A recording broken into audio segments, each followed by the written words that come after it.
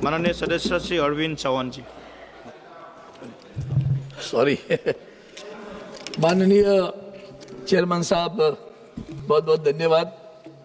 आज मेरा सौभाग्य है कि वंदे मातरम राष्ट्रगान पर इस सर्वोच्च सभागृह में अपने विचार प्रकट करने के लिए अवसर मुझे मिला। मैं सरकार का भी धन्यवाद देता हूँ कि उन्होंने ये विषय लाया, और खास करके धन्यवाद वंदनीय हिंदू हृदय सम्राट शिवसेना प्रमुख बाला साहब ठाकरे जी को, आदरणीय उद्धव जी को, जिन्होंने यहाँ तक हमें भेजा, हमारे सभी मतदाताओं ने, कार्यकर्ताओं ने। तो ये अवसर हमें न मिलता, क्योंकि वंदे मातरम के लिए बोलना ये बड़ी स्वाभिमान की बात है, सद्भाग्य की बात है। सभापति महोदय, आप जानते हो कि अभी तक जो जो सब सदस्यों ने बोला, बहुत सारी चीजें बताई है। मैं एक पूर्व घटना बताऊंगा। 1873 में घटना घटी जिसमें श्री बंकिम चंद्र चटर्जी को एक अंग्रेज अधिकारी बरहामपुर छावनी के कमांडिंग ऑफिसर लेफ्टिनेंट कर्नल डापिन द्वारा अवमानित किया गया था। इस घटना से उनके मन पर गहरा प्रभाव पड़ा। उन्हें मैदान पार करने के लिए रोक दिया गया और अपना रास्ता बदलने के लिए मजबूर किया गया था। इस अन्याय और संकट के फंसी मातृभूमि के बारे में उनके विचारों को गहराई से प्रभावित किया गया। मातृभूमि के अवमान का जो विचार उनमें मन में आया। इसमें दूसरी भी कथा बताई जाती है कि जब उनकी बेटी ने उनसे पूछा कि यह गीत आपने कैसे लिखा, तो उन्होंने कहा मातृभूमि मेरे सपने में आई भारत माता, और माता ने लिखा, वो लिखा शब्द मेरे नहीं है, विनम्रता देखो। उस रचना का लाघव जो है वो भी मेरा नहीं है, उसने मुझसे हाथ से लिखा के ले लिया। ये मातृभूमि के बारे में समर्पित भावना उस शब्दों में प्रकट हुई। उस वक्त की चेतना, चैतन्य निर्माण कैसे हुआ होगा। और जो हादसा बाद में हुआ बंगाल डिवीजन का, बंगाल प्रोविंस था, ये बंगाल प्रोविंस पूरा हिंदुस्तान, पुराना हिंदुस्तान नजर में रखना पड़ता है। जो आज का बंगाल है, जिसमें उड़ीसा है, बिहार है, बांग्लादेश है, वो सब मिलकर एक बंगाल प्रोविंस था। इसके लिए उनकी जो वंदे मातरम के अगले स्टैंजा जो है, उसमें जो सारी माता के बारे में जो विवरण आया है, उसका कारण वो है बंगाल दुर्गा माता की जो बात आई हुई है, तो वो उसका कारण है। लेकिन उन्होंने ये बताया कि उस माता ने मुझसे लिखवा के लिया। अब कितनी चेतना प्रकट की, चैतन्य कितना निर्माण किया। जब वो बंगाल डिवीजन, बंग भंग ऐसा उच्चारण किया गया, बंग भंग, बंगाल और भंग भंग कर रहे, तो अंग्रेज जो भंग कर रहे, तो बंग भंग करके लोग उठे और एक ही नारा आ गया। उसके बाद में 1875 में जब उन्होंने लिखा है वंदे मातरम, तो ये नारा वंदे मातरम, उसके पहले आनंद मठ में आया, पिक्चर भी निकली हुआ। उनके मित्र ने बताया, अरे आधा आपने बंगाली में लिखा, आधा संस्कृत में लिखा, इसके लिए उसको कुछ प्रभाव नहीं हो रहा है।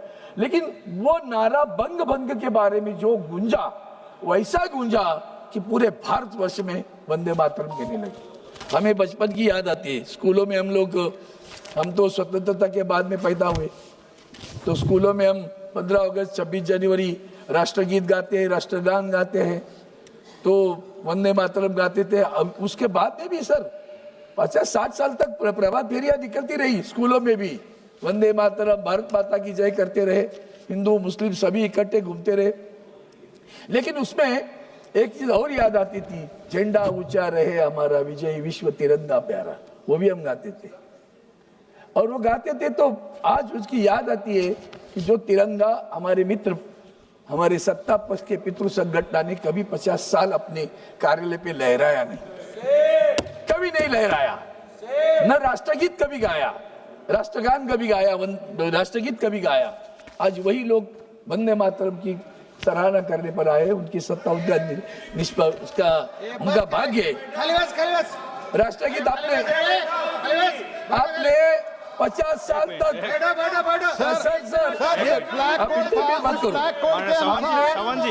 बिल्डिंग पर फ्लैग होस्टिंग नहीं होता था, इसका भी मालूम नहीं। पहले तो बाला साहेब ठाकरे जी, अगर ये अरविंद जी को सुनते हैं ना, उनका आत्मा को बहुत दुख होता है, पहले समझने दो। नहीं, जो मैं बोल रहा हूँ सच्चाई बोल रहा हूँ। सच्चाई ये है कि आगे चलकर और बताता हूँ, डॉक्टर हेडगेवार जी और माननीय गुरुजी, जिनको मैं मानता हूँ आज भी, उनके किताब में कहीं भी वंदे मातरम का उल्लेख नहीं है। किसी भी किताब में बताना अब डॉक्टर हेडगेवार जी के और अपने गोलवलकर गुरु जी के किताब में कहीं वंदे मातरम का उल्लेख हो तो बता सकते। मैं यही कहता हूँ आपको। इसलिए मेरा कहना इतना ही है कि आज हम लोग ये जो कर रहे तो उसके बाद में 1907 में मैडम भिकाजी कामा ने वंदे मातरम का जिन लोगों ने विरोध किया उसके बारे में कांग्रेस के हर कार्यक्रम में वंदे मातरम गाया जाता था। ये झगड़े के चक्कर में मैं नहीं गिरता। 1905 में मातृभूमि की सेवा को एक अभियान और एक कर्तव्य के रूप में बढ़ावा देने के उत्तरी कलकत्ता में वंदे मातरम संप्रदाय की स्थापना हुई। 20 मई 1906 को बरिसाल, जो मैंने अभी बताया बांग्लादेश का जो है, 10,000 से अधिक हिंदू और मुस्लिम वंदे मातरम झंडे लेकर घूमे। 1906 में वंदे मातरम नामक एक अंग्रेजी दैनिक निकला। 1905 में बंगाल के रंगपुर के स्कूल में लगभग 200 छात्रों के पर वंदे मातरम का नारा लगाने के लिए 5-5 रुपया जुर्माना किया गया। सर, वंदे मातरम का नारा लगाना, बोलना, घोषणा देना, उसके ऊपर जुर्माना। आज भी हमारे राज्यसभा में एक नियम है, थैंक यू नहीं कहना, थैंक्स नहीं कहना, जय हिंद नहीं कहना और वंदे मातरम भी नहीं कहना। हम हाल ही में राज्यसभा के हमारे महामहिम उपराष्ट्रपति से मिले थे। आज तक वो जो कलम है, नियम है, उससे उन्होंने निष्कासित आज तक नहीं किया गया है। 1906 में बंगाल के नवगठित प्रांत के बरिसाल के बंगाल प्रांतीय सम्मेलन के दौरान ब्रिटिश अधिकारियों ने वंदे मातरम के रूप में ये सारा नारा। 1906 में महाराष्ट्र में दुरिया में आंदोलन हुआ। 1912 में जब गोपाल कृष्ण गोखले दक्षिण अफ्रीका के केप टाउन पहुंचे तो उनका स्वागत भी जुलूस द्वारा वंदे मातरम से किया गया। सर, ये वंदे मातरम की कहानी सभी ने बताई। उसके आगे चलकर मैं आज इतना ही कहता हूं कि अगर हम 125 वर्ष होने का इसका स्मरणोत्सव मनाते हैं तो हमें कुछ चीजों में अंतर्मुख होने की आवश्यकता है। वो चीजें ऐसी है कि जो आजादी का सम्मान हम करने जा रहे हैं, तो मेरी पहली बात है कि स्कूल की बात कर रहा था मैं, तो याद आ रहा है नंदुरबार एक जिला है महाराष्ट्र में। शिरीष कुमार नाम का एक लड़का, 14 साल का बच्चा, हाथ में तिरंगा लहराए हुए, विदेशी कपड़ों की होली चल रही है, भारत माता की जय कह रहा है, वंदे मातरम कह रहा है। अंग्रेजों की पुलिस गोली मारती है, उसे उसकी हत्या कर देती है। यह है हमारा इतिहास। सर, 1942 में चले जाओ आंदोलन, ये कहीं नहीं थे उसमें। चले जाओ आंदोलन में कहीं नहीं थे भैया। वो हमारे मुंबई में अगस्त क्रांति मैदान है। उस मैदान पर सारे देश के नेताओं को अंग्रेजों की सरकार ने जब अरेस्ट किया था, हिरासत में लिया था, तो एक लड़की खड़ी हुई, उसका नाम था अरुणा असफ अली। अरुणा असफ अली तिरंगा लेकर मंच पर गई, भारत माता की जय कहा, वंदे मातरम कहा, जुलूस निकला, आजादी का जुलूस निकला। आज हम आजादी की बात करते तो आत्मनिर्भरता की भी बात करते। आदरणीय प्रधानमंत्री जी ने आत्मनिर्भरता की बात की, मैं उनकी सराहना करता हूं। ये आत्मनिर्भर होना अच्छी बात है, सही में आत्मनिर्भर है। कौन सी संस्था है हमारी जो आत्मनिर्भर है? कौन सी संस्था हमारी है जो आत्मभान रखकर काम करती है? न्याय व्यवस्था से लेकर कोई भी संस्था लीजिए आप, सीबीआई लीजिए, इनकम टैक्स लीजिए, ईडी लीजिए और चुनाव आयोग लीजिए, एक भी आत्मनिर्भर नहीं है, ना आत्मभान रखकर काम करता है। वंदे मातरम कहना है ना, तो ये भी देखना है, इधर भी वंदे मातरम की जरूरत है। जिस माता की हम सराहना कर रहे, जिस मातृभूमि की सराहना कर रहे, उस मातृभूमि पे लोग न्याय की मांग कर रहे हैं। आज कर्नाटक में बेलगांव, कारवार, निपाणी, भालकी, बीदर के साथ महाराष्ट्र में आना है। यह आंदोलन 60 साल से चल रहा है। सुप्रीम कोर्ट में दावा प्रलंबित है। आज का दिन है, फिर वही दिन है, जाकर देख लेना, वहां आंदोलन चालू है। कर्नाटक में किसी पार्टी की भी सरकार हो, उनको अरेस्ट कर देती है। जनतंत्र, फिर दोबारा वंदे मातरम का नारा देना पड़ेगा, आत्मनिर्भर होना पड़ेगा, आत्मभान रखकर करना पड़ेगा, फिर दोबारा वंदे मातरम का नारा देना पड़ेगा, क्योंकि संविधान पर हमें आँच आ रही है। संविधान के ढांचे पर हम लोग हमला कर रहे हैं, रोजाना हमला कर रहे हैं। एक भी संस्था आजाद नहीं है। आजादी की लड़ाई फिर दोबारा लड़नी पड़ेगी। मैं आपको इतना ही कहता हूं सर कि अभी ये सब जो हम कह रहे, एक भी संस्थाएं नहीं हो रही है। हमने क्या कर दिया? प्रधानमंत्री कार्यालय सेवा तीर्थ, राज्यपाल कार्यालय लोक भवन। अरे भैया लोक भवन ये नाम बदल के होने वाला है क्या? तीर्थ प्राशन करना देखो, तीर्थ देखने में भी नहीं मिलता, प्राशन करना तो दूर। लोग सेवा कहने के लिए ठीक है, सेवा का मंदिर के दरवाजे बंद है। और हम आजादी की बात करते हैं, आत्मनिर्भर की बात करते हैं, वंदे मातरम की बात करते हैं। मणिपुर में आज भी वंदे मातरम की जरूरत है, नहीं ध्यान दिया, प्रदूषण पर नहीं ध्यान दिया, चुनाव आयोग पर नहीं ध्यान दे रहे। मैं आखिर में आपके सामने एक कविता, हमारे गदी माडगुल साहब ने एक कविता गाई थी। वो कविता 1948 साल में उन्होंने 1948 में गाई थी। वो मैं जानबूझकर इतना ही कहता हूँ कि किस तरह से हमारा कारोबार चल रहा है।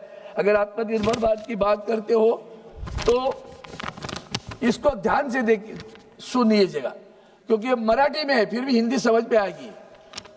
धीरे धीरे बोलिए। वेद मंत्रा हूं ना अम्मा, वेद मंत्रा हूं ना अम्मा, वंदे वंदे मातरम। वेद मंत्रा हूं ना अम्मा हमें, वंदे वंदे मातरम, वंदे वंदे मातरम। माऊलीच्या मुक्ततेचा यज्ञ झाला भारती, माऊलीच्या मुक्ततेचा, वही भारत माता। माऊली कौन है? माऊली मतलब माँ, भारत माता की मुक्तता के लिए यज्ञ झाला भारती, पूरा देश यज्ञ हो गया। त्यात लाखो वीर देती जीवितांच्या आहुती, शूरता वीरता से लोगों ने अपने प्राण अर्पण कर दिए, न्योछावर कर दिए। आहुती ने सिद्ध केला मंत्र वंदे मातरम, मंत्र वंदे मातरम, वंदे वंदे मातरम। मात्र याच मंत्राने मृतांचे, याच मंत्राने मृतांचे, मृत मतलब जो एकदम निशिष्ट बैठे हैं, कुछ नहीं लग रहा है, उनको सबको जागृत कर दिया। याच मंत्राने मृतांचे राष्ट्र सारे जागले, शस्त्रधारी निष्ठुरांशी शांतिवादी झुंजले। शस्त्र उन्हें पास, अंग्रेजों के पास शस्त्र था, निष्ठुर थे, तो उनके सामने लड़े महात्मा गांधी जैसे विचारधारी, शांति दूत झुंझले। शस्त्र ही ना एक लाभे, जिसके पास शस्त्र नहीं है उसको एक ही मंत्र मिला, शस्त्र ही ना एक लाभे, मंत्र वंदे मातरम, वंदे वंदे मातरम, वंदे वंदे मातरम। निर्मिला मंत्र ज्ञानी आचार्यला झुंझुनी, जिन्होंने निर्माण किया मंत्र वंदे मातरम, उन्होंने आचरण भी किया, संघर्ष किया। निर्मिला मंत्र ज्ञानी आचार्यला झुंझुनी, ते हुतात्मे देव झाले, स्वर्गलोकी जाऊन हुतात्मा बने, स्वर्गलोक में गए। लेकिन हमारे लिए भगवान है, हमारे लिए भगवान है, भगत सिंह है, सर एक आखिरी लाइन है। गातयांच्या आरतीचे ते हुतात्मे देव झाले, स्वर्गलोकी जाऊनी, गातयांच्या आरतीचे गीत वंदे मातरम, गीत वंदे मातरम, गीत वंदे मातरम। जय हिंद, वंदे मातरम सर। धन्यवाद जी।